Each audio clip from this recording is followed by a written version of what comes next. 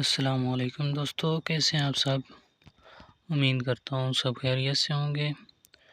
आज की वीडियो में हम बात करने वाले हैं बेजियर टूल के ऊपर। ये पिक्सल लैब का सबसे पावरफुल टूल है। आज से पहले तकरीबन कुछ दिन पहले तक मैं भी इस टूल से नावाकिफ़ था। मैं भी इसको इतना अच्छा नहीं समझता था क्योंकि मैंने इसको एक्सप्लोर नहीं किया था उस वक्त। तो फिर मैंने जब से ये कोर्स सिखाना शुरू किया है तो उसके बाद मैंने इसको एक्सप्लोर किया तो मुझे पता चला कि ये कितना इम्पोर्टेंट टूल है। तो आज हम उस पे बात करेंगे कि इससे कैसे शेप्स वगैरह बनाते हैं और कैसे इसको यूज़ किया जाता है। तो सबसे पहले मैं जाता हूँ यहाँ पे शेप टूल के अंदर और यहाँ पे हमें मिलेगा बेजियर टूल। सबसे पहले यहाँ पे क्लिक करना है, उसके बाद यहाँ पे क्लिक करना है। तो ये है बेजियर टूल, इसको क्लिक करते हैं। ये देखें जी, ये हमारे पास ऑप्शंस आ गए हैं और यहाँ पे 2 पॉइंट्स भी हमारे पास ऐड हो गए हैं। यहाँ पे ये आपको शायद नज़र आ रहे हों, ये ब्लैक सी यहाँ पे कर्व ऐड हो गई है इन 2 पॉइंट्स के साथ। तो ये है हमारा बेजियर टूल। तो ऊपर से हम शुरू करते हैं यहाँ से कि यहाँ पे कौन कौन से ऑप्शन हैं। नीचे यहाँ से शुरू करते हैं तो ये जो ऑप्शन है ये है, आप अगर पॉइंट्स ऐड करना चाहते हैं तो इस पे क्लिक करके आप यहाँ स्क्रीन पे क्लिक करेंगे तो पॉइंट आपका ऐड हो जाएगा। इस पॉइंट को हम कहते हैं एंकर पॉइंट। और इस पॉइंट के साथ जब इस पॉइंट पे आप क्लिक करेंगे जो आपने लगाया होगा तो यहाँ पे आपको हैंडल नज़र आएंगे। यहाँ पे ये देखें, यहाँ पे ये जो लकीर सी ऊपर लगी हुई है इसको हम ये हैंडल कहते हैं। इसको मैं यहाँ से मूव भी कर सकता हूँ। यहाँ से आप पकड़ेंगे इसको एंड से यहाँ से और इसको जिधर भी मूव करेंगे तो ये कर्व उस हिसाब से एडजस्ट होगी। ये देखें, इसको हम कहते हैं हैंडल। और ये जो पॉइंट है ये होता है एंकर पॉइंट। ठीक है, तो ये टर्म्स आगे इस्तेमाल होंगी तो आपको पहले से ही बता दी हैं मैंने कि ये क्या चीज़ होती हैं। तो यहाँ पे अभी मैंने क्लिक किया है तो इसके 2 मकसद होते हैं। ये जो ऑप्शन है, पहला ऑप्शन तो ये है कि आप एंकर पॉइंट को अगर मूव करना चाहते हैं तो यहाँ पे आप क्लिक करेंगे और उसके बाद एंकर पॉइंट को सेलेक्ट करके जहाँ पे ले जाना चाहते हैं वहाँ पे ले जाएंगे आप। ठीक है, और दूसरा इसका जो है इस्तेमाल वो ये है कि आप इसके ज़रिए ये जो हैंडल है इसको भी मूव कर सकते हैं ताकि आप कर्व अपने हिसाब से एडजस्ट कर सकें। अभी मैं इसको एडजस्ट करके दिखाता हूँ क्योंकि मैं ये जो नीचे वाली शेप है यहाँ पे यही बनाने की कोशिश करता हूँ इससे। तो इसको मैं इसके ऊपर एडजस्ट करता हूँ यहाँ पे।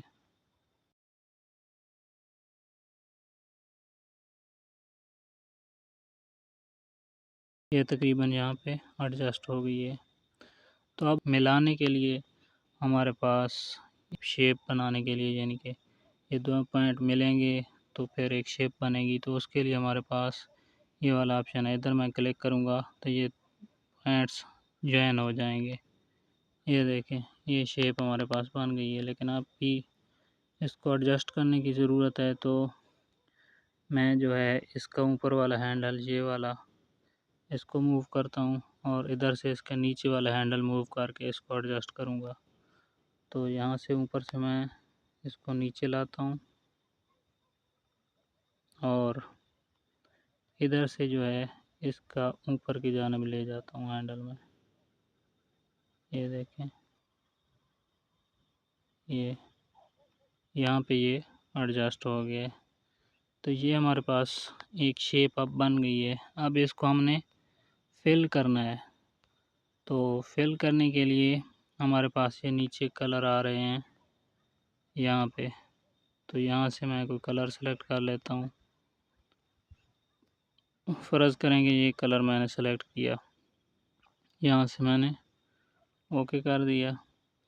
अब इसको मैं जो है एडजस्ट करता हूँ यहाँ पे सेंटर के ऊपर, और इसको मैं थोड़ा सा नीचे ले जाता हूँ यहाँ पे। उसके अलावा इसको मैं यहाँ पे जाके थोड़ा करता हूँ, इसका जो है स्ट्रोक वो ख़त्म कर देता हूँ। ये हो गई हमारे पास शेप।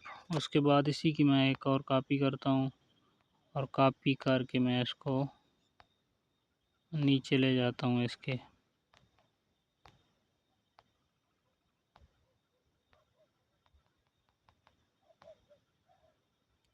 अभी इसको मैं मज़ीद एडजस्ट करूँगा, लेकिन पहले मैं इसका कलर चेंज कर लेता हूँ। यहाँ से कोई और कलर रख लेता हूँ मैं, ये रेड। ओके कर दिया। तो अब इसकी पोजीशन को एडजस्ट करना है, तो ये पोजीशन वाला इसको मैं इधर से 20 कर देता हूँ फ़िलहाल, और इसको इधर मूव करता हूँ। फिर इसको कम करके थोड़ा सा एडजस्ट करने की कोशिश करते हैं इसको। ये देखें आपके पास कितनी खूबसूरत सी जो है ना शेप बन के रेडी हो गई है।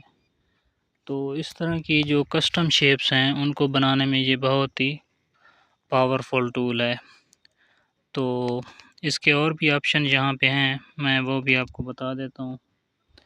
तो ऊपर ये जो है ना सिस्टम यहाँ पे और ये, तो ये क्या चीज़ें हैं कि यहाँ पे जो एक लिखा हुआ है, इसका मतलब है कि जो आपने बेजियर टूल इस्तेमाल किया है वो कर्व वो एक ही है, ठीक है।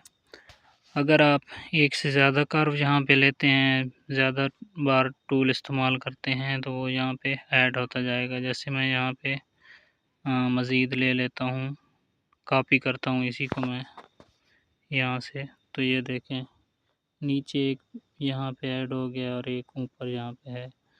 तो यहाँ पे ऑप्शन में 2 शो कर रहा है कि यहाँ पे 2 बेज़ियर इस्तेमाल हो रहे हैं। तो ये चीज़ इसके लिए है, इसको यहाँ से कॉपी किया जा सकता है। और ये जो साथ में ये लगे हुए हैं इधर, ये ऑप्शन, ये हैं एक से दूसरे पे शिफ्ट करने के लिए। यानी कि आप पहले पे खड़े हैं, अगर बेज़ियर पे दूसरे पे जंप करना है तो फिर क्या करेंगे, आप इसको इस्तेमाल करेंगे दूसरे पे जाने के लिए, और पहले पे जाने के लिए इसको इस्तेमाल करेंगे। तो ये वो ऑप्शन है। नीचे जो ऑप्शन है ये वाला तो मैंने आपको बता दिया कि पॉइंट ऐड करने के लिए एंकर पॉइंट अगर आप मज़ीद लगाना चाहते हैं तो फिर इसको क्लिक करेंगे, और इसको आप क्लिक करेंगे अगर आप एंकर पॉइंट को मूव करना चाहते हैं, या आप हैंडल को जो है वो एडजस्ट करना चाहते हैं, तो इसको इस्तेमाल करेंगे। और ये किस लिए है कि अगर आप इस पूरे बेज़ियर को एक जगह से दूसरी जगह पे शिफ्ट करना चाहते हैं, तो फिर इस पे आप क्लिक करके उसको कहीं और मूव कर सकते हैं। जैसे मैं यहाँ पे क्लिक करता हूँ और मैं इस बेज़ियर को उठा के कहीं और पे भी ले जा सकता हूँ, ठीक है। और नीचे जो ऑप्शन है ये, तो ये अगर आपसे कोई गलती से पॉइंट लग गया एंकर पॉइंट, तो उसको आप ख़त्म करना चाहते हैं, डिलीट करना चाहते हैं, तो यहाँ से आप उसको डिलीट कर सकते हैं। ये है कि एंकर पॉइंट्स जो आपने लगा लिए हैं उनको आप क्लोज़ करना चाहते हैं अगर, तो ये क्लोज़ हो जाएंगे। क्लोज़ होने के बाद वो एक शेप में कन्वर्ट हो जाएगा। उसके कलर फिल कर देंगे तो वो एक शेप बन जाएगी। उसके अलावा इसके साथ में ये जो है ये स्केलिंग का ऑप्शन है, यानी कि अगर आप इसका बेज़ियर का साइज़ बड़ा करना चाहते हैं जो आपने लगाया हुआ है, या कम करना चाहते हैं, तो वो इससे होगा। अभी मैं आपको करके दिखा देता हूँ यहाँ पे। ये देखें इसको छोटा किया, ये इधर से बड़ा होता है। अगर आप परसेंटेज इंक्रीज़ करेंगे तो ये बेज़ियर बड़ा होगा, अगर आप कम करेंगे तो ये बेज़ियर छोटा हो जाएगा।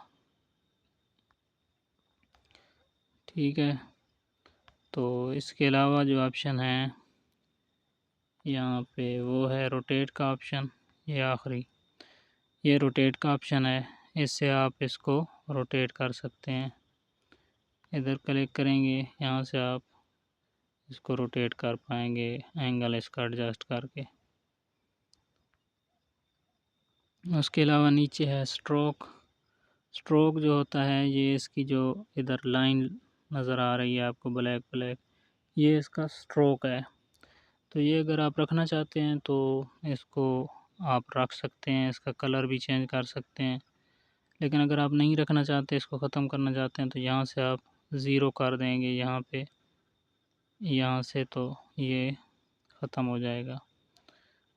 और नीचे जो ऑप्शन है, ये पहले भी मैं बता चुका हूँ कि ये जो हमारे पास एजेस बनते हैं, वो अगर गोल रखना चाहते हैं आप तो इस पर क्लिक करेंगे। अगर आप उनको तिरछा काट देना चाहते हैं तो इस पर क्लिक करेंगे। अगर वो आपको शार्प चाहिए तो इस पर क्लिक करेंगे। और उसके बाद नीचे है ओपेसिटी। ओपेसिटी भी आप पहले जानते हैं।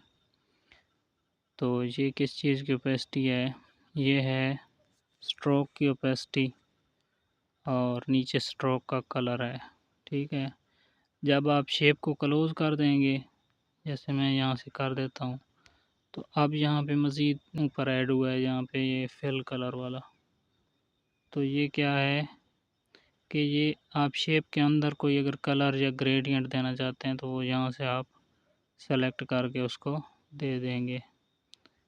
जैसे मैंने दिया था पहले सियान कलर वाला, अभी मैं कोई और दे देता हूँ, ये वाला कलर दे देता हूँ। तो देखें ये शेप के अंदर फिल अप हो गया है। रखना चाहते हैं तो ठीक, वरना उसको आप ख़त्म भी कर सकते हैं। ये ज़ीरो कर दिए तो वो ख़त्म हो गया, या उसकी ओपेसिटी ख़त्म कर देंगे, ज़ीरो कर देंगे तो वो फिर भी ख़त्म हो जाएगा। ठीक है। तो ये इसके ऑप्शंस थे।